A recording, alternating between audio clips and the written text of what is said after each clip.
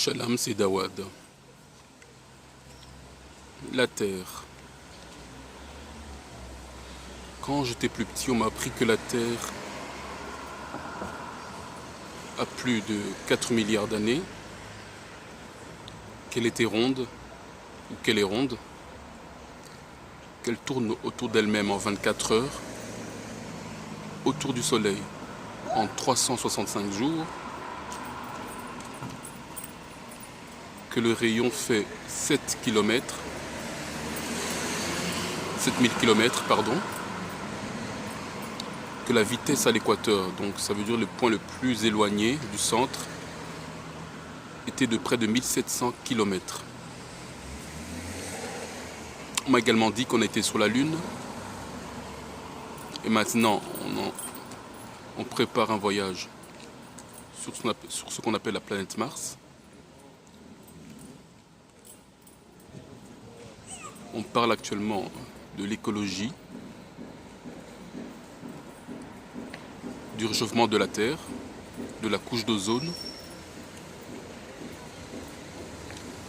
On parle de beaucoup de choses au sujet de la Terre. C'est un sujet très actuel. Mais est-ce que tout cela est-il réellement vrai? C'est la question que je me suis posée.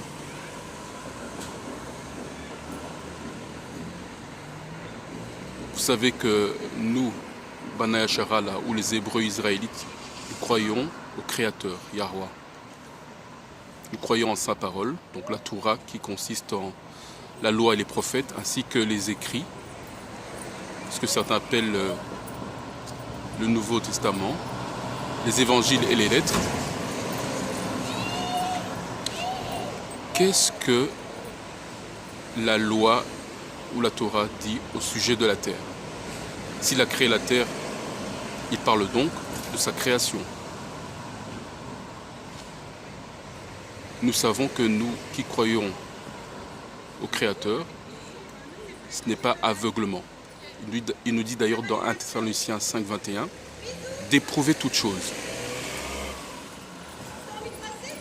de tester toute chose, de prendre ce qui est bon ou ce qui fonctionne et de rejeter tout ce qui est mal, tout ce qui dysfonctionne, tout ce qui ne marche pas.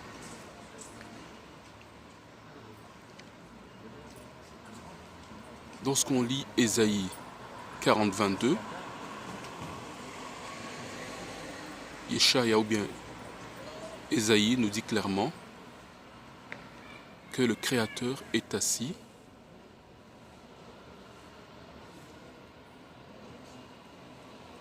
et qui contemple le cercle de la terre. Ça, c'est une donnée intéressante. On nous parle du cercle de la terre, non pas du globe de la terre. Il y a une différence entre un cercle et un globe.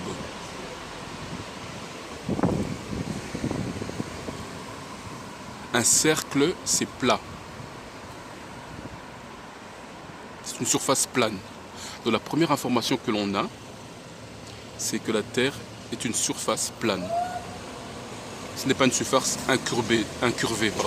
Ça veut dire qu'il n'y a pas de courbe, mais c'est plat.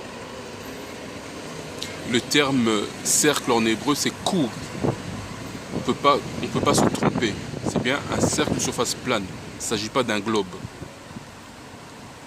Le terme utilisé pour globe, c'est un autre mot. Mais en ivrit ou bien en hébreu, le cercle, c'est koug.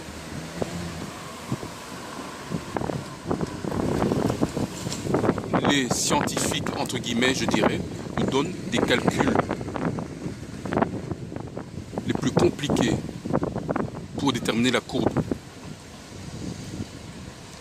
Mais ces calculs ne fonctionnent pas. J'ai essayé, ça ne fonctionne pas. Normalement, la science fonctionne par expérimentation. Ça veut dire, on a des calculs, on essaie de voir dans la vraie vie, dans la réalité, si ça fonctionne. Si ça ne fonctionne pas, ce n'est pas correct. Mais dans la réalité, dans ce qu'on observe, ces calculs, pour déterminer la courbe, ne fonctionnent pas. Je vous mets à l'épreuve. Ça ne fonctionne pas. On nous dit également que c'est la Terre qui tourne autour du Soleil, que le Soleil est éloigné et la Terre tourne autour du Soleil. Qu'est-ce que la loi, les prophètes ou les Écritures nous disent? Lorsqu'on lit Josué 10, 22, Bana Hachara, là, ou bien les Israélites étaient en guerre contre les Amoréens. À un moment donné, Josué fait une prière, il demande au Créateur d'arrêter le soleil dans la vallée de Gabaon et d'arrêter la lune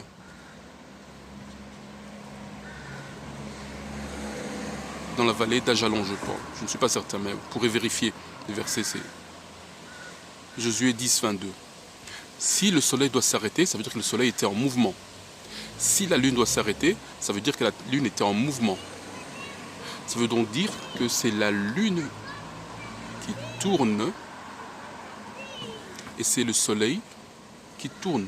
Ce n'est pas la Terre. Deuxième indication. Ce sont le soleil et la lune qui tournent. La Terre, elle est fixe. Elle ne tourne pas. Et il y a beaucoup d'autres versets, je les mettrai en description dans la vidéo, qui nous prouvent que la Terre, elle est stationnaire, elle ne tourne pas. C'est la lune et le soleil qui tournent. Est-on allé sur la lune? Peut-on quitter l'atmosphère terrestre? Lorsque nous lisons le récit de la création dans la Genèse, il nous dit qu'il a fixé le firmament au-dessus de la terre et au-dessus du firmament il y a de l'eau. Donc il a séparé les eaux d'en haut avec l'eau d'en bas. C'est pour ça qu'on nous parle de la rosée ou de la pluie, on dit qu'il ouvre les écluses des cieux, donc il ouvre les firmaments pour faire tomber la pluie. Pourquoi il y a de l'eau au-dessus de la terre? Le firmament, c'est une surface solide qu'on ne peut pas franchir. Donc, personne n'a jamais franchi, n'a jamais dépassé l'atmosphère terrestre. On ne sait pas aller au-delà du firmament. On n'a donc jamais été sur la Lune. Et tous les programmes, toutes les agences spatiales du monde mentent. Il est impossible de dépasser le firmament. On n'ira jamais sur Mars. C'est de l'intoxication. Preuve en est, où sont les photos de la surface de la Terre? Tout ce qu'on a, c'est simplement des images d'ordinateur.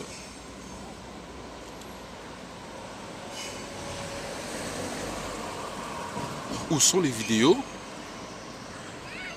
de la surface de la Terre? On n'en a pas. Tout simplement parce qu'on n'a jamais quitté la surface. On n'a jamais dépassé le firmament. Je ne vais pas entrer dans tous les aspects techniques, dans tous les aspects scientifiques, dans tous les calculs.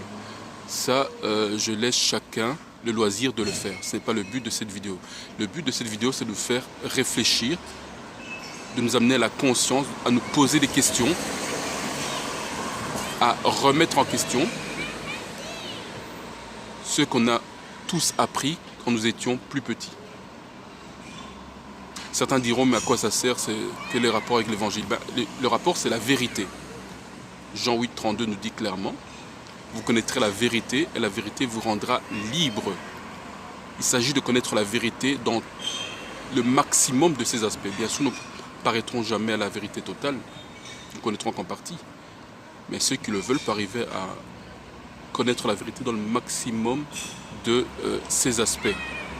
C'est ça l'objectif. Et savoir qu'il y a un créateur qui a façonné toutes ces choses, ça peut aider certaines personnes à se rapprocher davantage du créateur. Il y a beaucoup de personnes, du fait qu'ils ont constaté que la Terre était de surface plane et que tout ce qu'on leur avait dit depuis qu'ils étaient petits était faux, se sont tournés vers le créateur. Et c'est donc ça l'objectif de l'ennemi. C'est de détourner la création du créateur. J'espère que cette vidéo aura aidé certaines personnes. À tous, shalom.